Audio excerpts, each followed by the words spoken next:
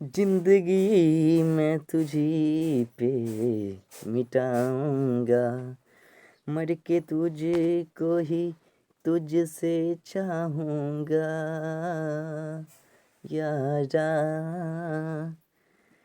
ओ यारा। So good morning guys, कैसे हैं आप सभी। स्वागत है आप सभी का अपने प्यारा सा यूट्यूब फैमिली रॉयल एजुकेशन में। तो दोस्तों, जैसे कि आप सभी देख सकते हैं, आपके स्क्रीन पे एक अमेजिंग से टॉपिक आ चुका है, जो कि है बाबू आपका दही वाली मगम्मा। क्या है बाबू, तो आप यहाँ पे देख सकते हैं, आज का टॉपिक है अपना दही वाली मगम्मा, जो कि आपके 10th के सेकंड बुक वर्णिका से लिया गया है। क्या है बाबू, तो वर्णिका से फर्स्ट चैप्टर है वर्णिका का, जो कि है क्या, दही वाली मगम्मा। और ये एनसीईआरटी से आधारित है, और इसका प्रश्न उत्तर को हम लेके आ चुके हैं। ठीक है, तो चलिए इसके हम MBBI सब्जेक्टिव प्रश्न को देखेंगे आज, और फाइनली इसके ऊपर हम बात करेंगे।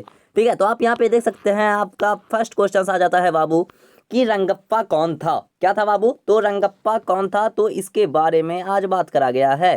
ठीक है, तो फाइनली आप देख सकते हैं यहाँ पे कि रंगप्पा कौन था। तो यहाँ पे आप देख सकते हैं बाबू, एक नंबर क्वेश्चन आ चुका है कि रंगप्पा कौन था और वह मगम्मा से क्या चाहता था। ठीक है, क्या है क्वेश्चन, रंगप्पा कौन था और वह मगम्मा से क्या चाहता था।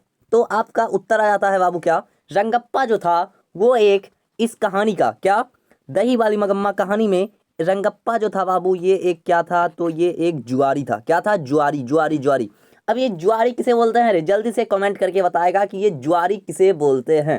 ठीक है, तो फाइनली हम बता दें कि जुआरी हम उन्हें बोलते हैं बाबू जो क्या करते हैं, जुआ खेलने का काम क्या करते हैं। ठीक है, किसको बोलते हैं, जुआरी।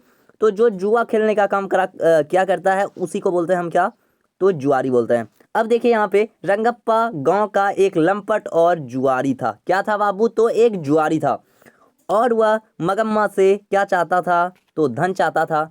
तो यदि आपने हमारे चैनल पे आके यदि दही वाली मगम्मा कहानी को पढ़े हैं, तो आपको वहाँ से पता चल ही गया होगा कि एक वहाँ पे लेडीज थी जिसका नाम मगम्मा था, और वो क्या करती थी, तो दही बेचने का काम क्या करती थी। ठीक है, क्या करती थी, तो दही बेचने का काम क्या करती थी। ठीक है, इतना ही नहीं, वह मगम्मा के अनाथ अनाथ समझकर उसकी इज्जत भी लूटना चाहता था। ठीक है, अब देखिए, जिस दिन हम इस कहानी को पढ़े थे बाबू, तो उस दिन क्या अपने को पता चला था, मगम्मा और उसकी बहू, मगम्मा और उनकी बहू, उनके बहू का क्या नाम था बाबू, तो उनके बहू का नाम था फाइनली क्या, तो उनके बहू का नाम था नजम्मा। क्या नाम था, नजम्मा। तो मगम्मा और नजम्मा में बनता नहीं था। क्या होता था, नगम्मा और मगम्मा में बनता नहीं था। तो वो क्या करती थी, दोनों में हमेशा झगड़ा होते रहता था। और झगड़ा किसके वजह से होते रहता था बाबू, तो ये होते रहता था पोता के वजह से। किसके वजह से, तो फाइनली पोता के वजह से उसके घर में झगड़ा होते रहता था। तो इसलिए सास और बहू में बनता नहीं था। तो इसलिए वो जो था जुआरी, वो क्या करना चाहता था, इसका फायदा उठाना चाहता था। ठीक है, तो फाइनली आप जान चुके हैं फर्स्ट क्वेश्चन का आंसर। अब यहाँ पे आप देख सकते हैं बाबू सेकंड क्वेश्चन। सेकंड क्वेश्चन में आपका दिया गया है, कथावाचक ने सास और बहू की उपमा किससे दी। ठीक है, सास और बहू की उपमा किससे दी। तो फाइनली आप यहाँ पे देख सकते हैं, आपका उत्तर है क्या, कथावाचक ने पानी में खड़े बच्चे का पांव खींचने वाले मगरमच्छ से बहू को, और ऊपर से बाह पकड़कर बचाने वाले रक्षक की उपमा सास को दी है। मतलब क्या यहाँ से पता चलता है बाबू कि रक्षक जो रक्षा करता है किसी का, तो उसी को बोलते हैं क्या, हम रक्षक। तो रक्षक का उपमा दिया यहाँ पे सास को, और मगरमच्छ की उपमा दिया यहाँ पे आप देख सकते हैं किसको, तो बहू को। तो बहू जो थी उनका, वो मगरमच्छ का काम क्या करता था, जो कि पानी में रह के किसी का भी पाँव खींचने का काम क्या करती है। तो फाइनली आप यहाँ पे 2 नंबर भी देख चुके हैं। अब थर्ड नंबर में आपका आ जाता है बाबू दही वाली मगम्मा। क्या आ जाता है, तो यहाँ पे आप देख सकते हैं, दही वाली मगम्मा कहानी का संदेश स्पष्ट करें। तो दही वाली मगम्मा से कौन सा कहानी बनता है, और इस कहानी से क्या समझने को मिलता है, उसके बारे में बात करा गया है। ठीक है, तो उत्तर यहाँ पे आप देख सकते हैं, इस कहानी आधुनिक बहुओं को संदेश देती है। क्या करता है बाबू, इस कहानी से बहुओं को संदेश मिलती है। क्या मिलती है संदेश, तो फाइनली हम बात करेंगे उसके ऊपर। संदेश देते हैं, किसको देते हैं, तो बहुओं को संदेश देते हैं कि वो अपने आवेश देखकर सभी सदस्यों को मिलाकर रखें। क्या करें, मिलाकर रखें। इसके लिए बुद्धि का प्रयोग करें, नजम्मा के चरित्र से सीखें। मतलब बुद्धि का प्रयोग कैसे करते हैं, ये जो है फाइनली नजम्मा से सीखने को कहता है। तो फाइनली हम देख चुके हैं कि यहाँ पे क्या बात कर रहा है बाबू। तो यहाँ पे बात कर रहा है ये कि किस प्रकार से हम क्या करते हैं, देखते हैं। ये नजम्मा से सीखने को बोल रहा है। क्या किससे बोल रहा है? नजम्मा के चरित्र से सीखने को बोल रहा है।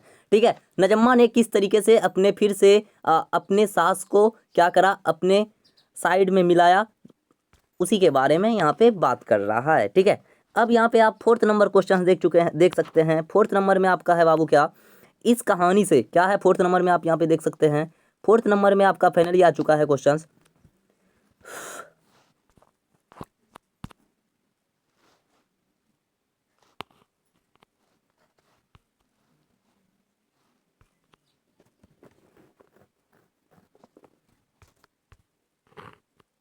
फोर्थ नंबर में आपका क्वेश्चन आ चुका है बाबू, इस कहानी से क्या शिक्षा मिलती है। मगम्मा जो दही वाली मगम्मा है, इस कहानी से अपने को क्या शिक्षा मिलता है, तो फाइनली उसके बारे में बात करा गया है। तो यहाँ पे आप देख सकते हैं, इस कहानी से शिक्षा मिलती है कि मनुष्य को बुढ़ापे में अधिकार के पचड़े में न पड़कर, क्या बुढ़ापे में इंसान को क्या करना चाहिए बाबू, तो ये अधिकार के पचड़े में न पड़कर योग्य उत्तराधिकारी को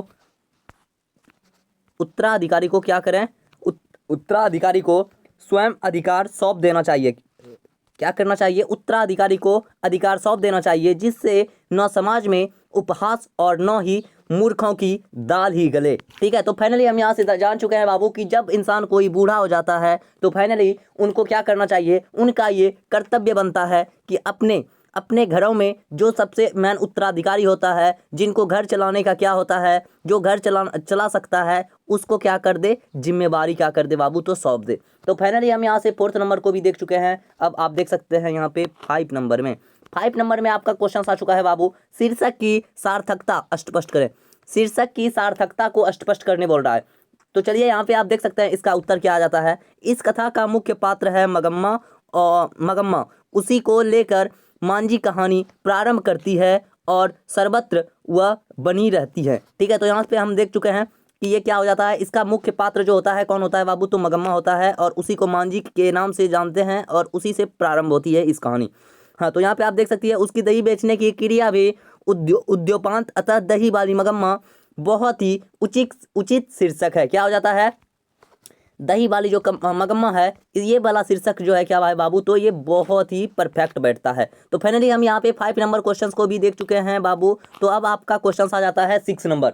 6 नंबर में क्वेश्चन क्या आ जाता है, तो फाइनली आप यहाँ पे देख सकते हैं, दही वाली मगम्मा कहानी में बहू ने सास को मनाने के लिए कौन सा तरीका अपनाया। क्या बोल रहा है ना, यहाँ पे बोल रहा है, ये बात करा गया है ये कि बहू ने अपने सास को मनाने के लिए कौन से तरीका क्या करा गया, अपनाया। ठीक है, तो फाइनली आप यहाँ पे देख सकते हैं, वह बुद्धिमंती थी। क्या बुद्धिमानी थी, उसने सोच समझकर बच्चों को दादी के पास भेज दिया। क्या करा बाबू, अपने बच्चों को दादी के पास भेज दिया। तो आप यहाँ पे फाइनली जान चुके हैं कि उसके घर में जो विवाद होते रहता था वो पोते के वजह से होता था।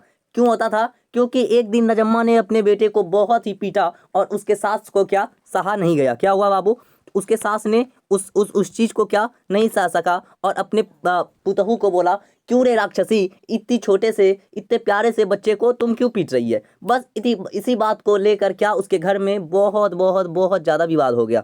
ठीक है, तो चलिए उसके बारे में हम बात करें। क्या बच्चे जब दादी के साथ बाजार जाने को मचल रहा था तो बेटा और बहू ने उसे समझाया। क्या करा, समझाया, अपनी गलती भी उन्होंने स्वीकार की। पोते ही समझौते का जरिया बन गया जो बहू की योजना थी। क्या करा, नजम्मा ने यानी कि उसके मगम्मा के पुतहू ने एक योजना बनाई और अपने बेटे को क्या करा, अपने दादी के पास भेजा।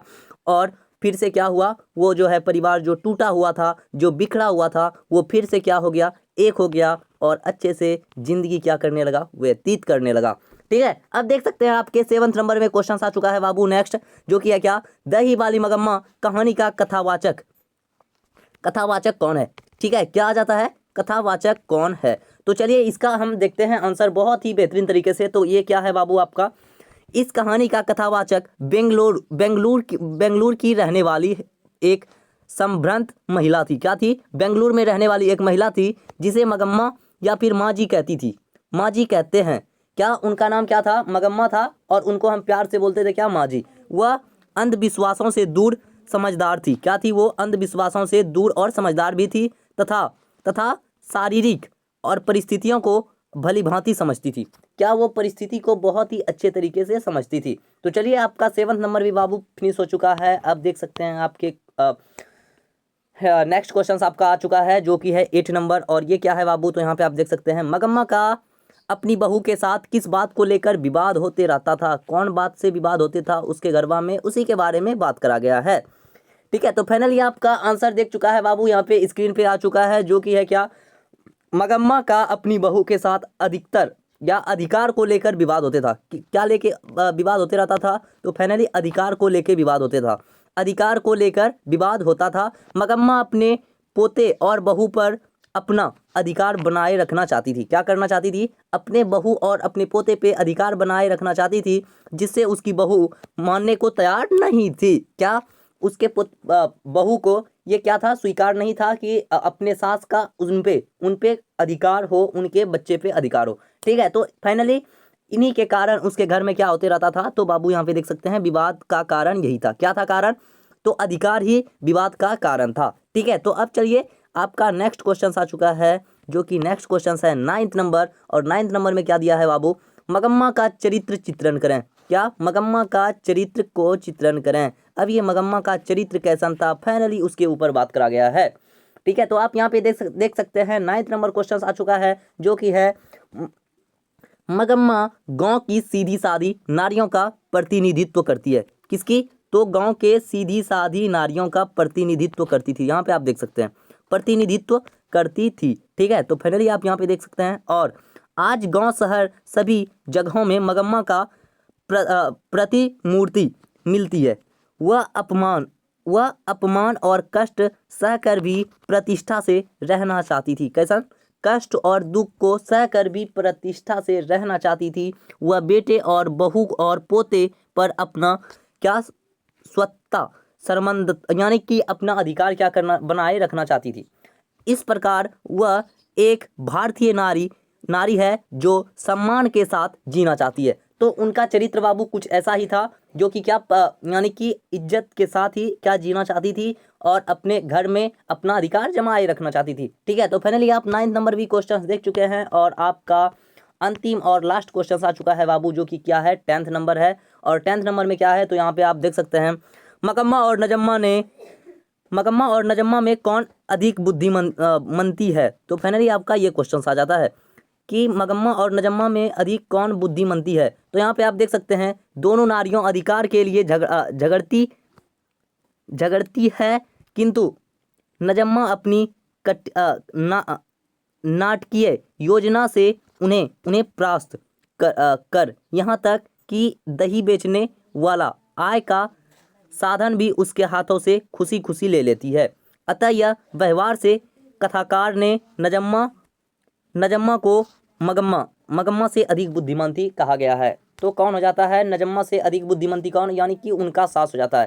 ठीक है, तो फाइनली हम 10 क्वेश्चंस को बाबू कंप्लीट कर चुके हैं। यदि आपको वीडियो पसंद आया तो प्लीज़ एक वीडियो को लाइक करें और चैनल को सब्सक्राइब करें और अपने मित्रों में ज़्यादा से ज़्यादा शेयर करने का प्रयास करें। और यदि आपको कोई नया नेक्स्ट वीडियो में कोई नया चीज़ सीखने का इच्छा है तो बाबू क्या कर सकते हैं? तो फाइनली आप क्या कर सकते हैं? कमेंट करके बता सकते हैं कि आपका क्या सीखने का उद्देश्य है। तो फाइनली हम यहाँ पे बात कर चुके हैं। तो प्लीज़ वीडियो को क्या करें बाबू? ज़्यादा से ज़्यादा लाइक करें और कमेंट करें।